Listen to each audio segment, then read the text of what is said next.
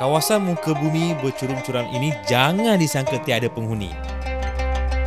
Inilah sebahagian daripada panorama kampung di sepanjang janjaran Banjaran Tengah Yaman. Inilah Kampung Al-Hajarah dalam daerah Manakah yang terletak di sudut penjuru Banjaran Tengah Yaman. Di zaman sebelum Masihi lagi, jalan ini satu-satunya laluan karavan dagang dari Pelabuhan Mocha dan Hodeidah untuk ke Sana'a.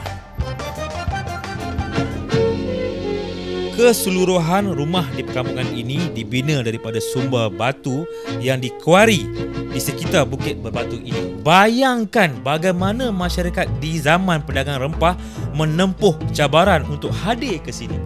Pada pandangan pertama, kawasan berbatu ini seperti ditinggalkan. Tetapi sebenarnya ia memiliki kesuburan yang sesuai dengan salah satu tanaman yang cukup berharga di dunia. Kawasan ini terletak di atas banjaran Arabia yang memanjang daripada Yaman dan berakhir di utara Arab Saudi. Ketinggian mempengaruhi cuaca di Manakah. Bahagian sempadan baratnya diliputi padang pasir yang panas dan kering. Sebaliknya di bahagian pergunungan ini menerima hujan yang paling banyak di Semenanjung Arab. Penempatan di sini tak ubah seperti berada di zaman kastil atau kota istana zaman pertengahan. Semua tertumpu dan hidup dalam lingkungan kota yang tertutup. Yang pasti saya keseorangan di luar ini, umpama berada di tengah-tengah halaman yang tidak berpenghuni. Kenapa agaknya saya membawa anda ke sini? Percaya atau tidak, di daerah inilah sejarah kopi bermula. Waktu dahulu, kopi pernah menjadi sebahagian daripada komoditi rempah. Walaupun di kampung kita banyak pokok kopi, tapi naluri saya tetap ingin melihat sendiri tempat asal sejarah kopi ini ditanam. Yaman menghasilkan sumber utama kopi dunia sejak dari abad ke-6 hingga penghujung abad ke-17, dikenali sebagai kopi Arabica. Kopi Arabica dikatakan berasal di kawasan pegunungan ini dan ia mula berkembang ke seluruh dunia di penghujung abad ke-17. Tapi nak sampai ke kawasan tanaman kopi ini bukannya mudah. Ladangnya terletak jauh di bawah lembah ini. Nampak di mata saja dekat, tapi jauh nak berjalan. Nak tak nak terpaksa juga. Kalau nak ke sana, tak ada kemudahan tangga. Pandai-pandailah kita. Itu dia pokok kopi. Jadi sekarang saya nak turun ke bawah. Yaman satu-satunya daerah di dunia yang kopi hidup subur dalam keadaan cuaca yang berbeza dari kawasan penanam kopi di kawasan lain di dunia. Inilah dia antara kopi yang berkualiti yang terbaik di dunia. Kalau nak tahu, inilah kopi Mocha yang terkenal tu. Nama Mocha begitu masyhur di seluruh dunia. Lebih daripada orang mengenali tempat ini. Nak tahu tak sebab apa dipanggil Mocha? Asal usul kopi Mocha tu sebenarnya pelabuhan. Kopi ni dieksport melalui Pelabuhan Mocha. Jadi sampailah hari ini dipanggil kopi Mocha. Barulah saya tahu kopi Mocha yang sebenar. Ia tergolong dalam spesies kopi Arabica. Tetapi ia dipopulakan di Eropah dengan panggilan kopi Mocha dan tersebar namanya hingga ke Malaysia. Hari ini ia terkenal melalui penjenamaan menu kopi yang umum kita ketahui, mocha, latte dan cappuccino di coffee house eksklusif di seluruh dunia. Ciri pengenalan kopi ini ialah buahnya kecil dan keras dari jenis lain di dunia. Kopi paling bermutu diambil daripada buah yang sudah masak ranum. Inilah kisahnya nasib kopi di daerah Tanah Tinggi ini. Lembu punya susu, sapi dapat nama. Dan itulah juga sejarah kopi Mocha. Nak tahu di mana Pelabuhan Mocha? Terletak di bahagian pantai barat Yaman menghadap Laut Merah.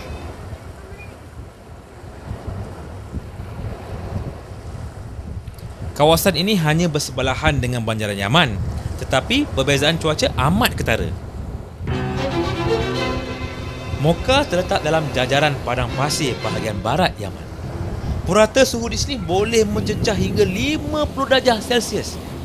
Di sinilah nama kopi Mocha diperolehi. Sehingga abad ke-17, Yaman satu-satunya pembekal kopi di dunia. Pada penghujung abad ke-17, pokok dan benih kopi di sini berjaya diseluduk ke Afrika, Amerika Selatan dan ke Indonesia. Portugis membawanya ke Brazil, Belanda ke Indonesia dan British di Jamaika dan Afrika. Percubaan itu telah berjaya memecahkan monopoli kopi Yaman. Kesannya dapat dilihat hingga ke hari ini. Saki-baki rumah api yang dibina sewaktu kerajaan Osmania menguasai daerah ini. Inilah dia saki-baki peninggalan rumah api yang memberi petanda kepada kapal-kapal pedagang untuk singgah ke Pelabuhan Moka. Dan pada masa itu, Pelabuhan Moka merupakan pelabuhan utama mengeksport kopi ke seluruh dunia. Itulah Laut Merah, di mana kapal-kapal pedagang akan berlabuh ke Pelabuhan Moka. Dan asal usul kopi Moka ialah dari sini. Sebenarnya sebuah pelabuhan yang terkenal membawa seluruh kopi yang berkualitas tinggi ke seluruh dunia. Hari ini ianya tidak segah dahulu. Mungkin cuaca mempengaruhi nasibnya. Di waktu ini suhu mencecah 48 darjah Celsius. Cukup tak selesa. Bersebelahannya saki-baki gudang milik kerajaan Osmania. Gudang ini antara bukti peranan kerajaan Osmania, Turki menjadikan pelabuhan ini sebagai pusat utama pengumpulan kopi untuk dipasarkan ke seluruh dunia termasuk Eropah.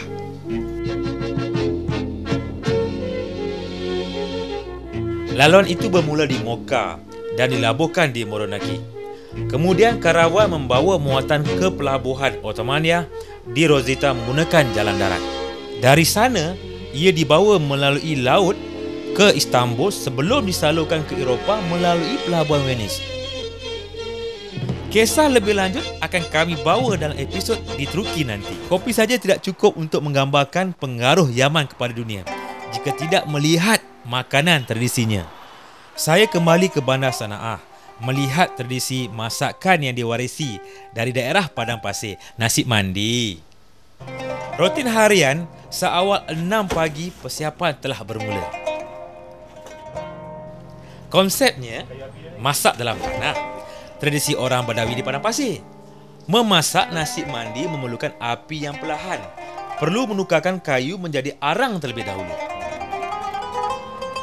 Di sudut yang lain, resipi ayam bakar berempah dalam proses disiapkan. Ayam bakar antara yang paling mudah disediakan, menggunakan campuran cili, lada hitam, asam jawa dan garam.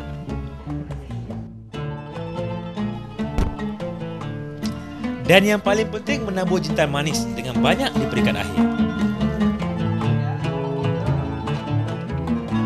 Sementara itu menu utama nasi mandi sedang disiapkan di bilik yang lain.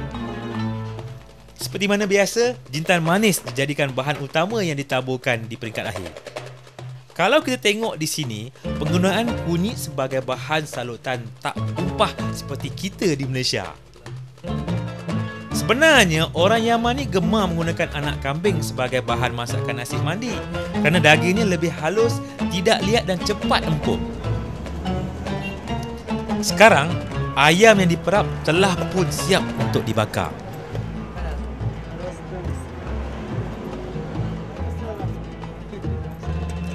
Tengoklah mekanisme alat ini.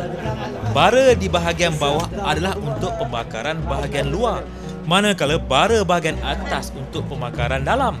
Jadi proses pembakaran ayam ini agak sekata, luar dan dalam. Hasilnya, ayam bakar bersinar keemasan. Sementara itu, Ketua Chef Muhammad Fadli menyediakan bahan untuk digaul bersama nasi, terdiri daripada lada hitam, kismis dan kulit kayu manis.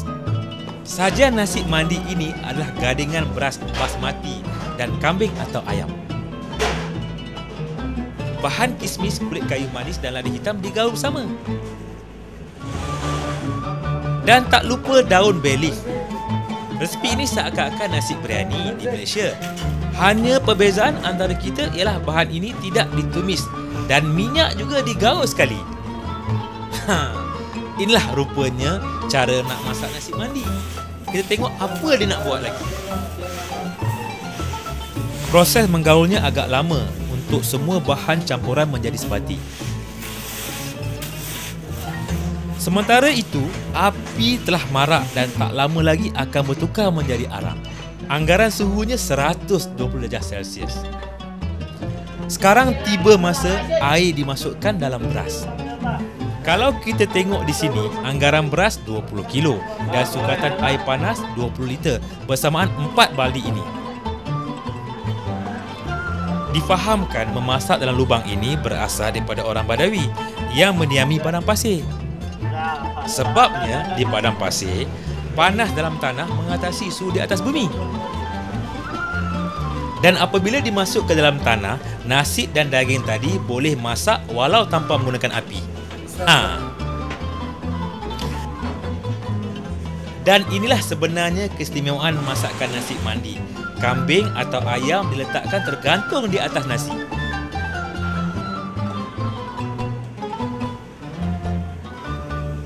Proses terakhir ialah menutup lubang seketatnya bagi mengelakkan haba keluar.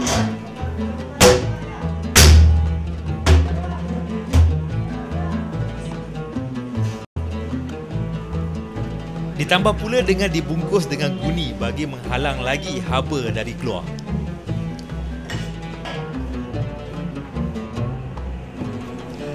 Dan setelah 2 jam ianya dibuka, inilah hasilnya. Daging dan ayam serta nasi yang dimasak dalam lubang tadi. Dan nama nasi mandi dikatakan berasal daripada proses tirisan air daging yang diletakkan di bahagian atas dan turun ke nasi. Dan nasi bertukar menjadi tumpuk-tumpuk kekuningan warna kunyit. Restoran yang menyajikan masakan ini terdapat di kebanyakan bandar di seluruh Timur Tengah. Tanda bahawa resipi daripada Yaman mendapat tempat di seluruh dunia Arab hingga ke Morocco. Cara restoran nasi mandi di Yaman ini beroperasi agak berbeza dengan kita. Kaunter ini terletak hanya bersebelahan dengan tempat nasi mandi disediakan. Istilah kata, inilah masakan terus dari dapur.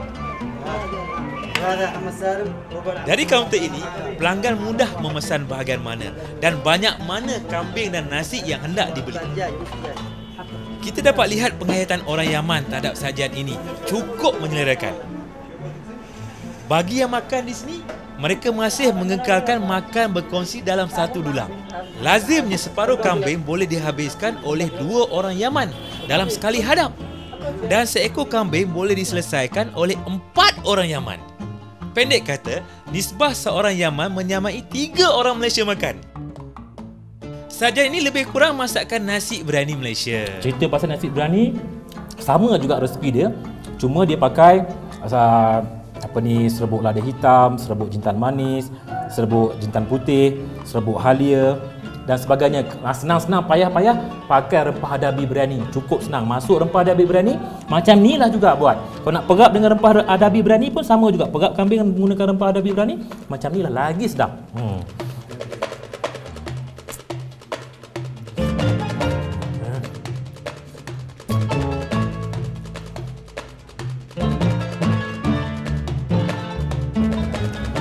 Sedap-sedap ni. Kalau mak mentua lalu tak nampak.